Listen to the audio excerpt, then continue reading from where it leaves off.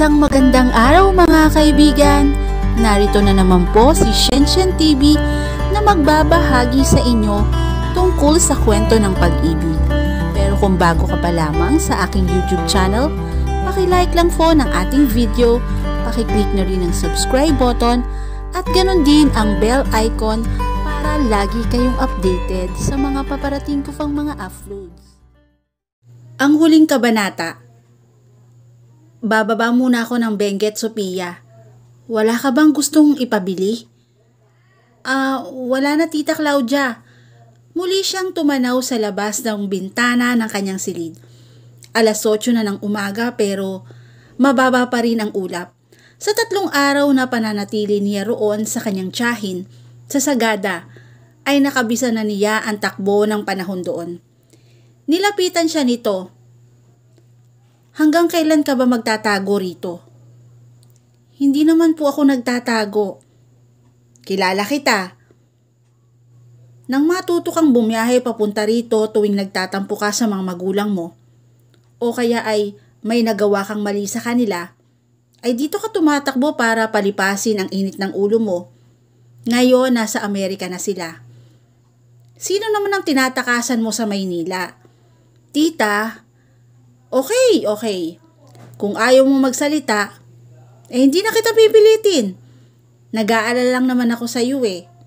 Dahil mula nang dumating ka rito, lagi ka na lang nakatanaw dyan sa labas. Hinalikan siya nito sa noo. If he loves you, he'll know where to find you. Hindi na lang niya pinansin ang huling sinabi nito. She continued staring out the window. Nang gabing huli silang nagkausap ni Dennis, ay nagbili na siya sa kanyang mga tauhan sa Jabiru na 1 linggo siyang mawawala roon. Iniisip niyang sapat na panahon na yon upang makalimutan na niya ang mga nangyari sa kanila ni Dennis. 3 araw na siya roon pero tuwing naiisip niya ang panloloko nito sa kanya, ay napapaluha pa rin siya. She just couldn't get over him. Hindi na siya magtataka kung pagkatapos ng 1 linggo ay hindi pa rin niya nakakalimutan ito. Pero hindi na bale. Ang mahalaga ay nakalayo na muna siya pansamantala dahil gusto lang niyang mapag-isa. Ang makalayo na muna at hindi makita ito kahit saglit lang ang pakay niya. Kaya lang mukhang bigo siya dahil walang oras o sandali na hindi niya naaalala ito. She could always remember the way he would tease her, make her laugh, and make her feel special. Kung sana ay totoo lang ang lahat ng yon, she bit her lower lips to control her growing emotion. Minsan ay nakakapagod din ang maging matapang. She wiped her tears with the back of her hand. Nabaling lang sa ibang atensyon niya nang mapansing tila nagkakagulo ang mga kapitbahay ng kanyang tiyahin. May kung anong tinitingala ang mga ito. When she looked up, she saw what it was. May isang lalaking nakatayo sa rope ladder ng chopper. At tila pababa yun, malapit sa harap ng bahay ng kanyang tiyahin. Sino naman kaya ang statman na ito? Hindi makapalag ang chopper dahil masyadong mapuno sa lugar na yon. Kaya tila ibinaba na lamang nito ang lalaki. At habang tumatakbo ito palapit sa bakura nila, ay patindi ng patindi ang kabang nadarama niya. Who was this guy? Bakit parang kilala ito ng kanyang puso? Nang sa wakas ay makapalag na ito sa labas ng gate ng bahay ng kanyang tiyahin, ay halos hindi siya makapaniwala sa nakita. It was Dennis. Hindi niya agad nakilala ito dahil nakasuot ito ng bull cap, but it was really him. Sophia! Sigaw nito nang makita siyang nakadungaw sa bintana. I can't take this anymore. Tinatagan niya ang sarili. Kahit ang totoo ay tila sasabog na ang kanyang dibdib. No matter how much she wanted him, how much she loved him, she should not accept him. He loved someone else. What do you want? You! Sigaw nito. I need you, Sophia. I love you. You don't love me, Dennis. Si Wanda, siya talaga ang mahal mo.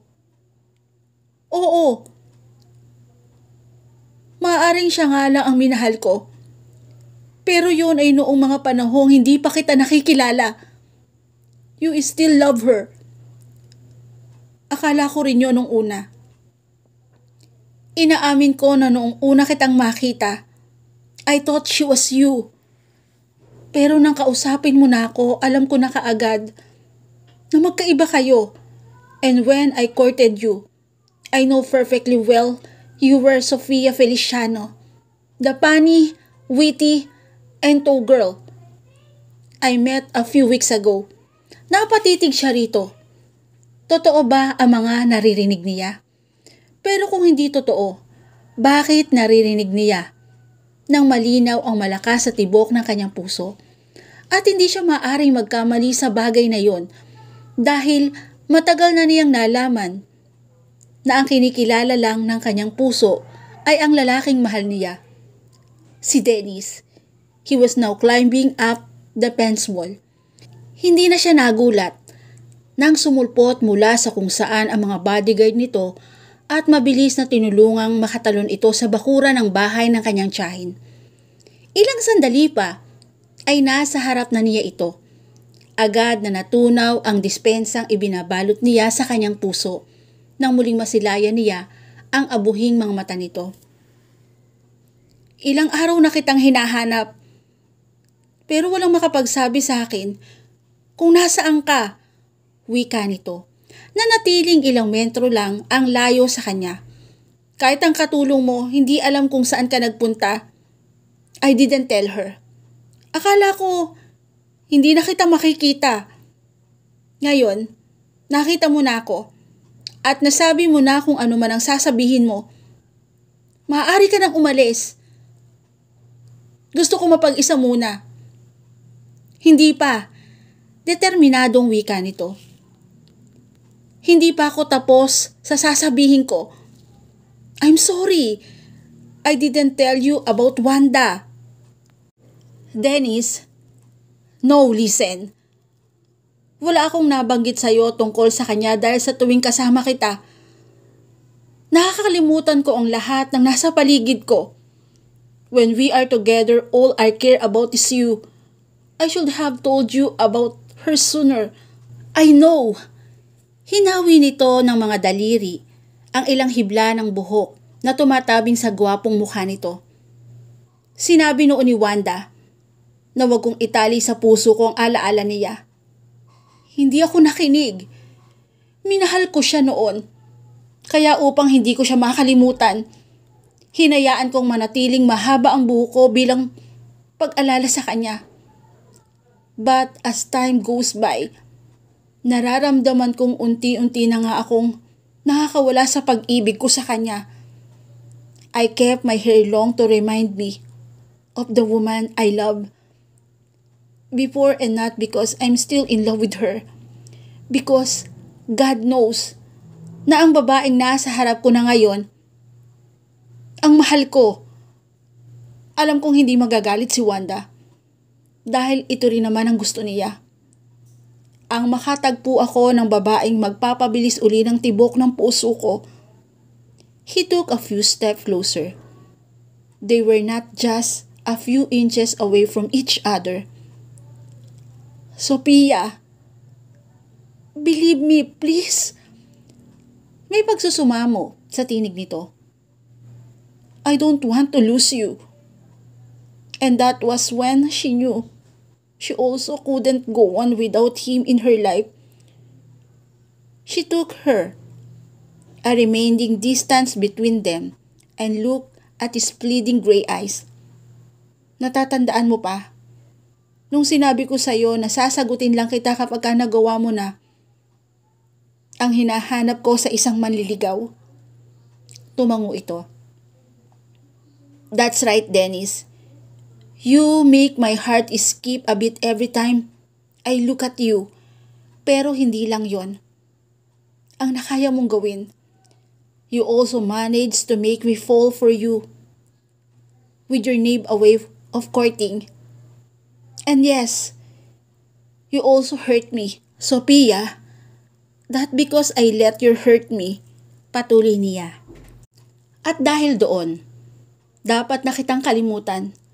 That's why I came here to hide and to heal myself. Pero hindi ko pala kayang kalimutan ka, Dennis. At ayoko ring mawala ka sa akin. You mean, mas naniniwala na ako sa'yo kaysa kay Ses? At gaya pa rin ng dati, mahal pa rin kita. Oh man, sambit nito na tila nabunutan ng tinig sa kanyang dibdib. Kumikinang na ang mga mata nito habang titig na titig sa kanya. You scared me, dear lady. Iyon lang at hinapit na siya nito sa bewang saka siniil ng halik. Buong pusong tinanggap niya ang mapupusok na halik nito gaya ng naging pagtanggap niya noon sa katotohanang napaibig na nga siya nito. Wanda, sana nga ay masaya ka na para sa amin ni Dennis. Kung nasaan ka man ngayon, huwag ka na mag-alala. Ako nang bahala sa lalaking pareho nating minahal ng lubos. After their breathtaking kiss, he showered little feathery kisses all over her face. Wala naman siyang nagawa, kundi ang mangiti na lamang habang pinapakiramdaman ng kanyang palad ang dumadagungdong na tibok ng puso nito. That's what you do to me, ganda. Really, ha? Hindi ka pa rin ba naniniwala? Look outside. Piniit siya nito paharap sa bintanang kinatatayuan niya kanina. Nung una, ang akala niya ay umuulan, subalit ng pagmasdan niya ng maigi.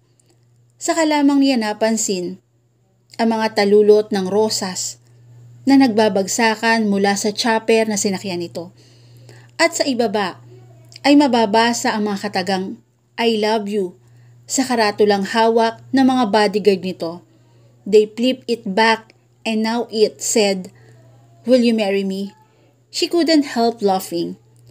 "Huwag kang tumawa riyan," wika ni Dennis. Nang yakapin siya nito mula sa likuran. "Pinaghirapan nila yan. Bakit kasi ang dami niyo pang nalalamang gimmick eh? I told you. You want to be unique, yes. I know that." Hinalikan niya ito sa pisngi. "I like it. My eyes, your new haircut, your unique proposal, and you, especially you." He gave her a satisfied and loving smile. "I'm glad you like it. At asahan mo kapag ka nakasal na tayo, mas gagalingan ko pa ang panliligaw sa'yo.